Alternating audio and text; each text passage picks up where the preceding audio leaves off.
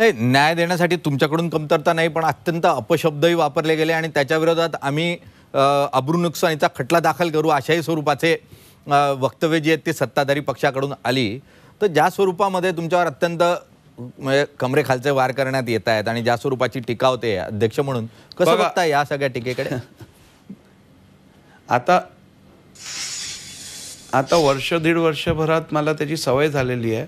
हा खटला जवळजवळ वर्ष दीड वर्ष चालू आहे आणि सातत्याने माझ्यावरती कुठच्या ना कुठच्या पद्धतीने कधी वेळ काढूपणाचा आरोप, कधी इतर काही बाबींचा आरोप, असा आरोप केला जात आहे. परंतु हे सगळे आरोप केवळ माझ्या निर्णय प्रक्रियेवरती प्रभाव टाकण्यासाठी करण्यात येत होते याची मला कल्पना होती. म्हणून मी कधी त्या संदर्भात जास्त विचारच केला नाही आणि आजही अशा बिनबुडाच्या आरोपांविषयी मी लक्षही देत नाही. प्रत्येकजण आपल्या क्षमतेप्रमाणे, आपल्या कुवतीप्रमाणे वागत आणि बोलत असतो. त्यामुळे त्यांच्या वागण्यातून त्यांची कुवत दिसून येते. त्यामुळे शहाण्या माणसाने अशा बिनबुडाच्या आरोपांकडे विशेष लक्ष देणं हे काय योग्य नाही.